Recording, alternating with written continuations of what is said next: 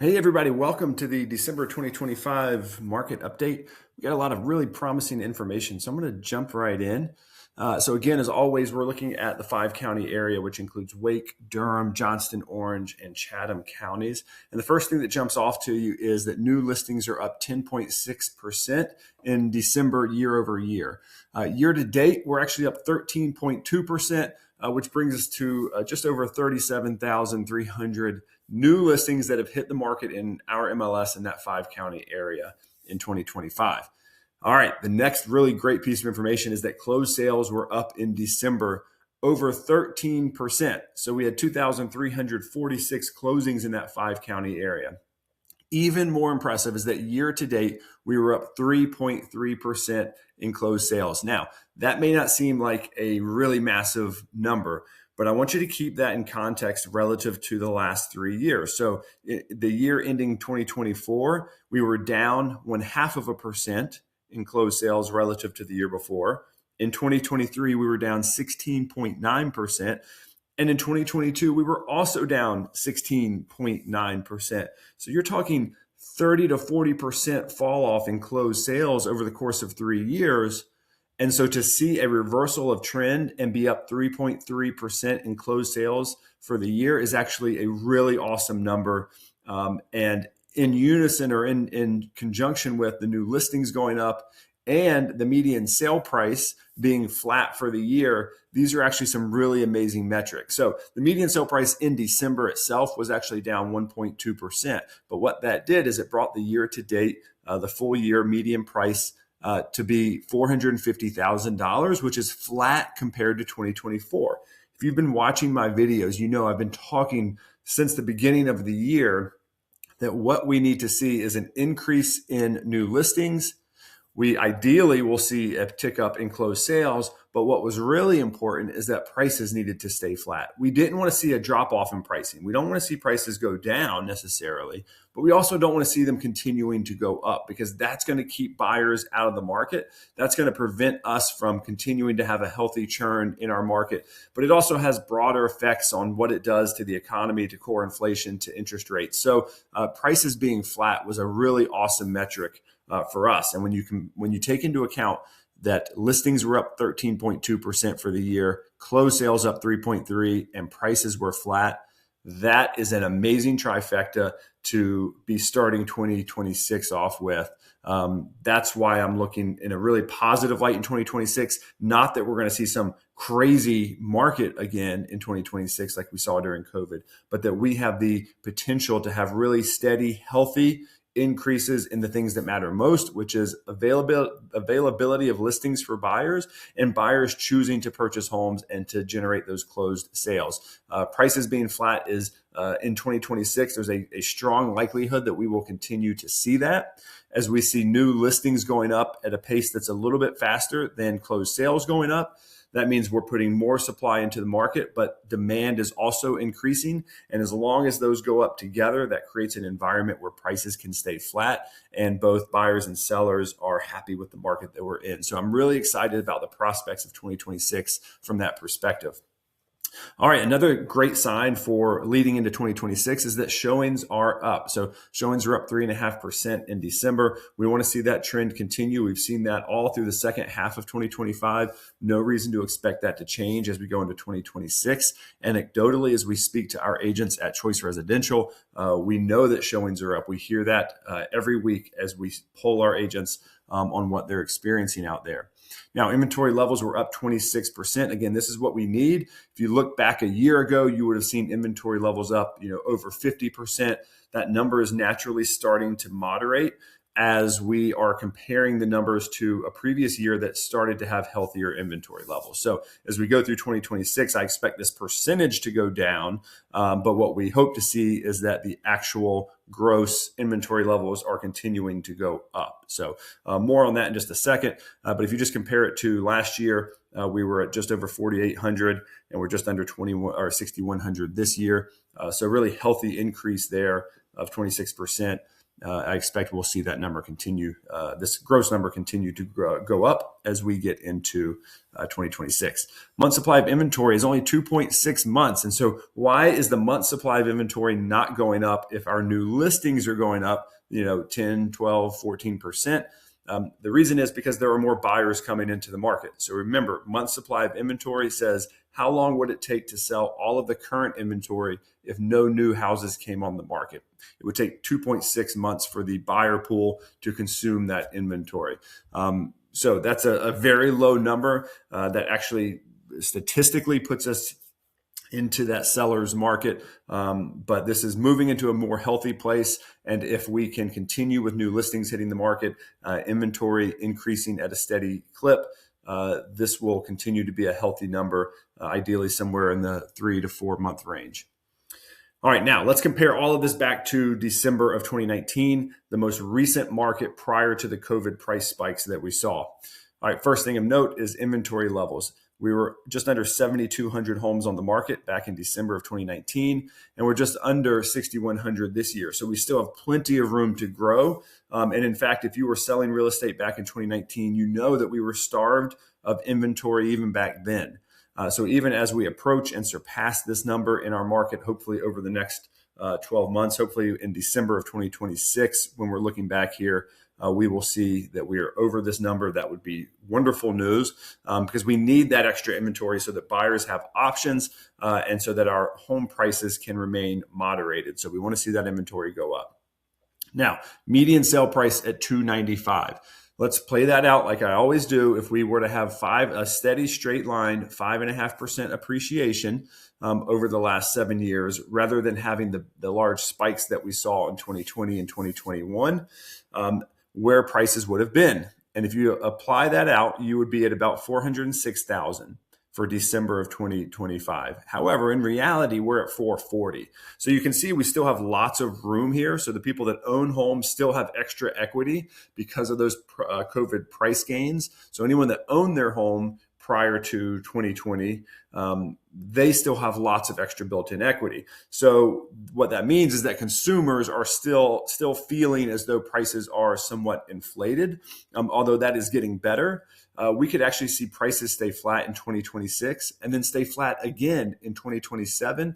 And then we would be back to where prices would have naturally been had we just seen kind of steady appreciation for our market. So we'll continue to monitor that. Just know that anyone that has owned a home since 2020 or before, they still have lots of extra built-in equity thanks to the COVID price gains. But we are getting closer to having a pricing equilibrium where consumers feel like the prices are justified. All right, new listings back in 2019, 1,943 compared to the 1,564 we saw this month. So even though we're seeing increases in our new listings, we are still well below what we hope to achieve as we get back to 2029 or 2019 levels. Year to date, we were just about 41,000. Year to date this year, we were at 37,000. Now, what that means is we're only about 10% short. Now, remember, this year we gained 13.2%. So if we can have a similar gain in terms of new listings hitting the market in 2025, we're going to be back and even surpassing the 2019 levels. So I'm excited about that because we need options for the buyers that are entering the market this year. Closed sales still way down. In terms of our shortfall from where we were in 2019, we haven't made up much ground because, again, we only increased 3.3% this year, but we are now moving in the right direction. So we're still about 30% short of where we were in 2019 in terms of closed transactions, and yet our population is larger. So there should be more churn and more transactions in our market. We're just not there yet, but we are now finally, after 3 years, heading back in the right direction. So that's really positive news and encouraging news as we look into 2026. So let's just jump into a couple of our charts here to show you visually what we're looking at. You can see the trend lines here. The green is 2025. Blue is 2019. So for our inventory levels, of course, as we talked about, we're still a little bit below, but look how much improvement we made from 2024. This orange line on the bottom is 2024, or maybe it's a yellow line. However, whatever color you see it, we're making the improvement. But you can see we have very natural trend lines here that are falling with historical norms. So with any luck, we will see this line start to pass 2019 levels at some point in 2026. Now, let's look at new listings taken. You can see the green line here. This is 2025. So we have surpassed every month of the year in compared to 2024. We've had more listings than we did the previous period in 2024. So that's great news. You can't see it here. We're blocked here, but it says 10%. So we're 10% short in December, cumulative year to date, in new listings of where we were in 2019. But the way we're trending, we should really close that gap. Even if we don't catch all the way up in 2026, there's a really solid chance that we're going to bridge that gap even more. So again, I'm really excited and bullish on where we're headed in 2026. Now let's look at closed sales. Now this is the actual monthly numbers. And so you can see early in the year, we were behind 2024. Okay.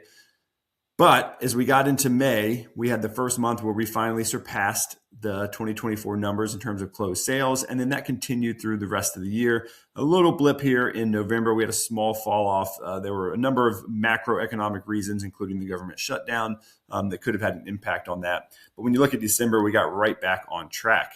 Now, a really helpful chart to look at here is the cumulative year-to-date numbers for closed sales. Now, as you can see here, we're still 30.5% off from catching up to 2019 numbers, but we are trending ahead of 2024 as we look at 2026. And I provide this chart. What we're hoping to see, of course, is that January numbers will be better than 2025. January 2026 will be better than January 2025, and we can continue this trend line to bridge this gap. This gap likely does not get completely closed over the course of 1 year. But as we look into 2027, 2028, 2029, over the next 2 to 4 years, we certainly could bridge this gap and surpass the 2019 numbers as long as we see continued steady, healthy growth. But the way things are looking, it's a great start to 2026. I'm excited for that. All right, so let's look at the new listing to closing ratio, and then one more page, and we'll get you out of here as we talk about affordability. But in 2025, we ended the year at 1.37. So what does that actually mean? Well, we're looking at how many new listings need to be taken in order to have a closing. And so what this means is we need 1.37 listings to sell one house. Of course, you can't take 1.37 of a listing.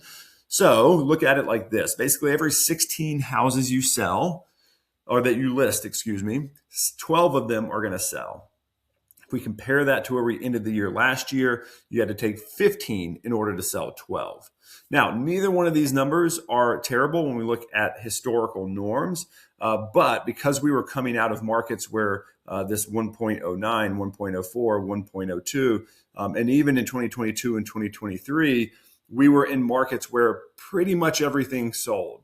And we are now in a market where there are houses that get listed that have to do price reductions and then ultimately that don't sell. And it's the first time we've been in a market where that's been more widespread since we were coming out of the great financial crisis of 2008 to 2011. So you see this number here, 1.37, aligns perfectly with 2012. And now 2012 felt like a much better market because we were coming out of the recession versus I think we will look back and see that 2025 was likely the bottom in this kind of period of time that we're living in right now in terms of these metrics. So my prediction for 2026 is that we will end the year about the same. This is based on the idea that new listing inventory will continue to climb, but so will buyer demand. And if those go up together, we should end the year roughly the same as we saw this year. So that's my prediction as we look into 2026. Now, maybe the most exciting news of everything we've looked at is the Housing Affordability Index for this 5-county area, which stands in December at 94. Now, keep in mind, this has not just to do with one metric. This is looking at the cost of housing. It's looking at interest rates. It's looking at how that translates into monthly payment obligations for consumers, and looks at the wage growth and where wages fall into what these costs are. Now, what we're shooting for, again, is 100 or better, because that means the median household is making 100% of what they need to afford the median house. Okay, so right now we're at 94, meaning the median household is making 94% of what they need to afford the median priced home in that market. So while not perfect, we are trending in the right direction. I've been talking since October about the positive outlook on housing affordability as prices stay muted, mortgage rates come down, and we continue to see wage growth. If we see moderated housing prices, that goes a long way to helping keep inflation in check, because housing cost is a huge percentage of core inflation, which has a direct impact on the Fed interest rate, which has an indirect trickle-down impact on what mortgage rates are. So all of it works together in unison. There is no silver bullet that fixes everything. But what we're seeing from this month's data is that we are trending in the right direction. We'll see where January comes with housing affordability. We've seen these really massive growths here in the last 2 months that may or may not be sustainable, but we're still trending in the right direction. It's really positive news, and hopefully you can capture something from this data, from this report, to share with your database, to share when you're having conversations with consumers. This is really positive news and reasons why people need to be taking another look at getting into the real estate market in 2026. I'm pumped about the prospects. So if you have questions, comments, please put them below. Otherwise, we'll see you next month.